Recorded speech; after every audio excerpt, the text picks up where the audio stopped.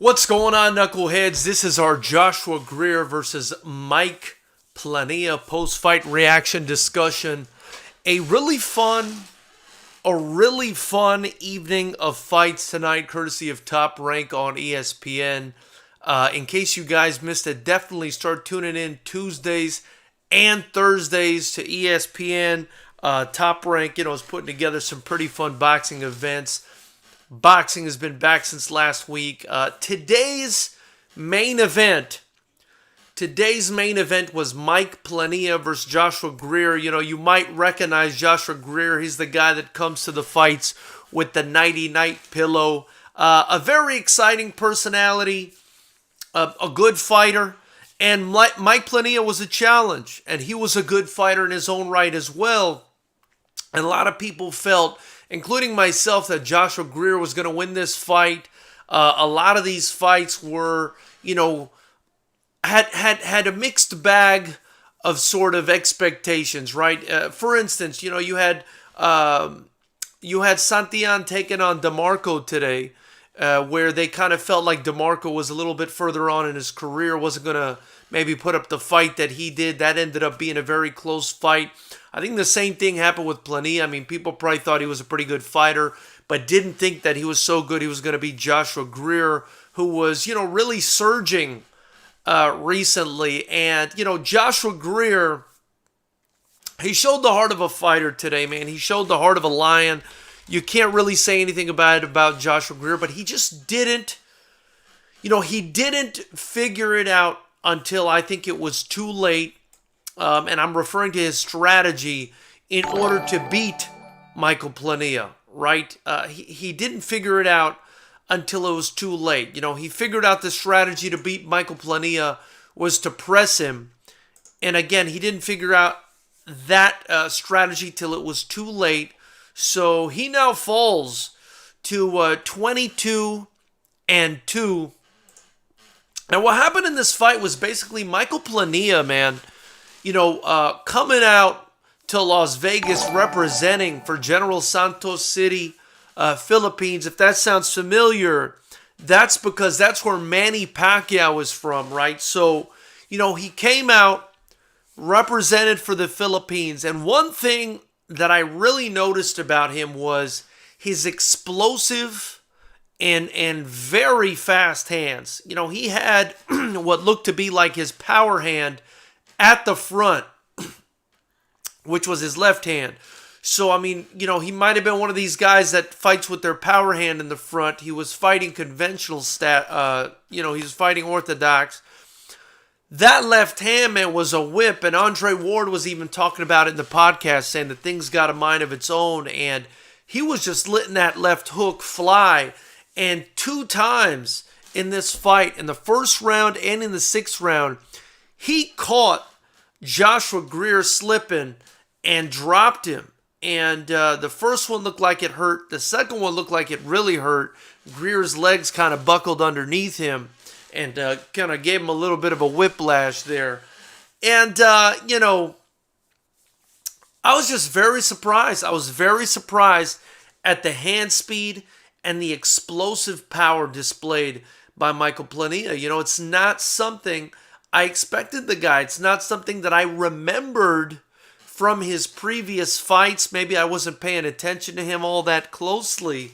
But man, he really surprised me today. And the only thing that I could kind of knock him for is when Joshua Greer did adjust, albeit a little bit too late in the fight, and started pressing him and fighting him on the inside, Plania didn't really have a lot of answers for it. At the beginning, when Greer decided to really come inside, again, it was too late, but when he did decide to come and fight on the inside, Plania was kind of swinging back. He was over and over again throwing these, kind of lazy 4-punch combos, just happy to connect, not really looking for his openings too much. It was, it wasn't that Joshua Greer was overwhelming him on the inside, but he was getting the better of him. So that's definitely something that Plania is going to have to work on. The other thing that I felt like Plania is going to need to work on is his pace, right? He was fighting a very patient fight, And he was really picking his shots against Joshua Greer. He was landing these massive hooks.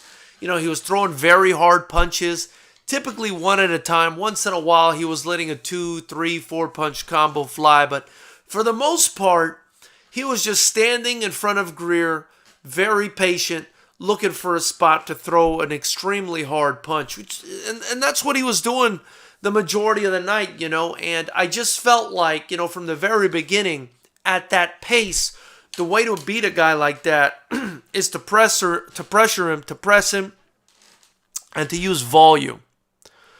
And that's something that, for whatever reason, Joshua Greer didn't do until very late in the fight. And, I'm saying for whatever reason, but now that I think about it, Joshua Greer in this fight got caught, again, with a massive left hook that dropped him and shook him in the first round, and perhaps that's what made him tentative. It's understandable that a fighter would be tentative after catching a shot like that. Brutal shot, dropped him. It happened again in the sixth, and I just felt like he was very tentative. Didn't realize that he could sort of walk forward and smother Plania until, later on in the fight.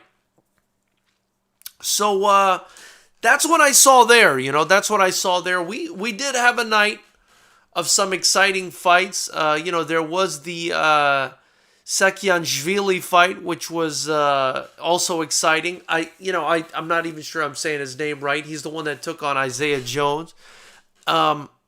Just beat Isaiah Jones to a pulp. I believe it was a light heavyweight fight. Also an exciting fight. We had some good fights on the card. Boxing is back.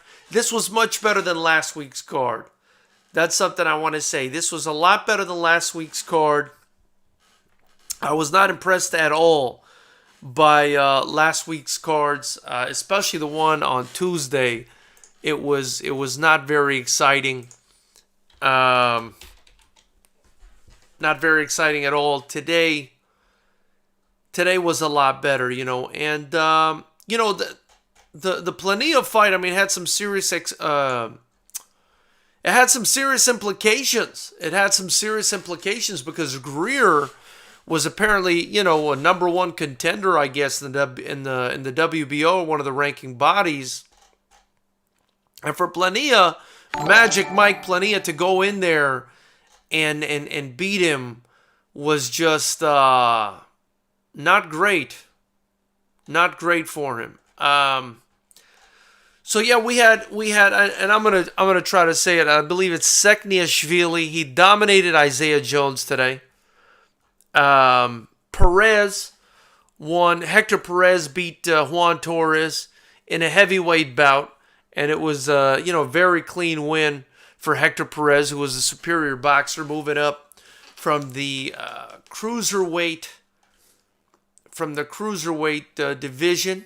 We had Mamonov fight Krail, and that's Boberjan Mamonov. He took a fight against Cameron Krail, which was a lot closer, I think, than many people would have expected as well, with Mamonov improving to 11-0 and Krail falling to 17-16 and 3. And when you look at that record, you say, well, this Krail guy, he's got a lot of losses, but he can fight. He's a good fighter. He's got a lot of heart. He's fast. He seems to know what he's doing for the most part in there. And I think there was a lot of hype behind Mamonov. People maybe expected more from him because he's from Karaganda, Kazakhstan, which, if it sounds familiar, is where Triple G is from. So, it was interesting in that we had Plania, who was from General Santos City, which is where Manny Pacquiao is from, and we had Boberjan Mamonov, who was not only from where Triple G is from in Karaganda, Pakistan, but Kazakhstan, but apparently also had the same trainer. So that was pretty interesting, and he does look like a promising prospect, Mamonov. I'm not going to say anything bad about him. I definitely think he's a promising prospect. I think we'll see a lot of good stuff for him. He looked strong. He looked fast. He looked educated in there. He looked like he knew what he was doing. But, is he a guy that's going to be the next Triple G? That's something that remains to be seen. But again, he put up a great fight. One really crazy thing about tonight's card was obviously, and somebody brought it up here in the chat, was the scoring between Plania and Greer. I mean, we actually had one of the officials score at 94-94. That person should probably be banned from judging fights for the next, 10 to 12 years. But I don't know what to say. I mean, that's kind of come to be an expectation or come to be expected from boxing with how horrible the judging in boxing is. Guys, if you haven't already, by the way, hit the subscribe button below, the bell notification icon next to it. Join Knucklehead Nation. Congrats to the Philippines. Congrats to the Filipinos. I know a lot of them were probably watching this fight, watching plenty of fight, especially during this pandemic with nothing going on. And their guy came away with the win. But yeah, just, 94-94 was a crazy score. I believe the others scored at 96-92, 97-91, something like that. That made a lot more sense. And Plania gets the win, man. A win that he deserved.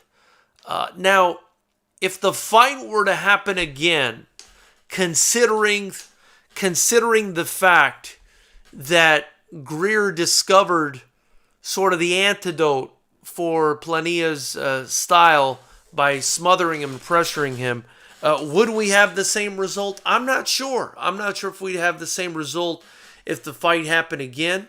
There is the possibility, of course, of Plania catching Greer on the way in with that massive left that he hit him with several times. And you know what? He's got a big right hand, too. Plania's got some tremendous God-given explosiveness in his hands. But I think now that Greer has gone in there and faced Plania, he knows what he's got to do, and I think he would make the right adjustments. So let's see what's going on in the chat real quick. We've got Disney Everett says, welcome everyone. Appreciate you, Everett. Appreciate you being here, brother. He says, good fights tonight. I agree, there were some good fights tonight. Tony Acida is commenting, what the F, 94-94, it's a joke. You know what I mean? I can't agree with you more, man. That scoring was just outrageous today. Disney Everett says, hit the like button, everyone, and comment. Absolutely. And get your Fighters Rep shirt. And the link below, join Knucklehead Nation. You do so by subscribing, donating to the Super Chat, or getting your gear in the links below. Jamaican says, Greer bought his pillow fists, or his pillows for his fists. I mean, he really wasn't affecting Plania too much with his shots. There were very few instances throughout the fight, Jamaican, where I felt like, his shots were actually doing any sort of effect or having any sort of effect on Plania tonight. So I agree with that. I mean, Plania had the much bigger power tonight. I felt like he was the speedier guy as far as the hands go. And the bigger, stronger guy. Disney Everett says, what about the heavyweight fight? Juan Torres is an MMA fighter. He just got into the boxing game. And, it showed. He got beat pretty soundly by Hector Perez tonight. And that's pretty much it, man. That's pretty much it. That's what we had tonight, guys. Not a lot going on there. Listen, we're probably just going to be going live for big boxing events from here on out, since we've got the podcast with Manny Robles now every Monday at 7 p.m. Pacific, which is where we'll be discussing, most of the things in the boxing world. But we'll probably just be going live Monday at 7 p.m. with Manny. We'll be airing a free fight for you guys on Wednesdays, maybe Thursdays as well, always at 7 p.m. Pacific. And then immediately after the big fights, I'll be going live. This wasn't a big fight. I made an exception tonight, but we'll be going live immediately after all the big fights. Friday at 7 live or premiere is typically going to be from now on reserved for live interviews or brand new premiering interviews. So we're going to interview fighters, people in the fight game, famous people that want to talk about the fights. That's what we're going to be doing every Friday. So be sure to tune in again Monday, Wednesday, Friday at 7 p.m. Pacific. And immediately after all the big fights on, typically on Saturdays, but immediately after all the big boxing fights, we might cover the UFC fights as well here and there if they're big UFC fights. But, we want to concentrate a bit more on the boxing. But anyway, Knuckleheads, that's all I've got for you guys tonight. I'm going to keep it short and sweet. I appreciate you guys joining me. Again, be sure to tune in on Friday. Be sure to tune in tomorrow at 7 p.m. where we'll be having a live fight for you guys. These are previous fights that we've recorded, but nonetheless great fights, free fights for you guys to watch. And again, be sure to tune in Friday where we'll be doing a live interview. We're looking through some guests right now, but we'll definitely be, picking out an interesting guest to live interview for you guys. Kevin from Chicago says he's calling in. Kevin, we're just going to hold off on the calls until another time, probably immediately after the next big fight. Tonight's fights weren't that big of a deal, and I'm still having a bit of an issue, I think, with the call-in stuff. So I'll get that straightened out for you guys for the next show. But anyway, Knuckleheads, that's all I've got for you, man. I appreciate you guys joining me. Hit the subscribe, the bell notification icon next to it. Again, join us Monday, Wednesday, Friday. Be sure not to miss out. And then immediately after the big fights, and we'll be the place for you to come talk about those. Congrats to Mike Plania.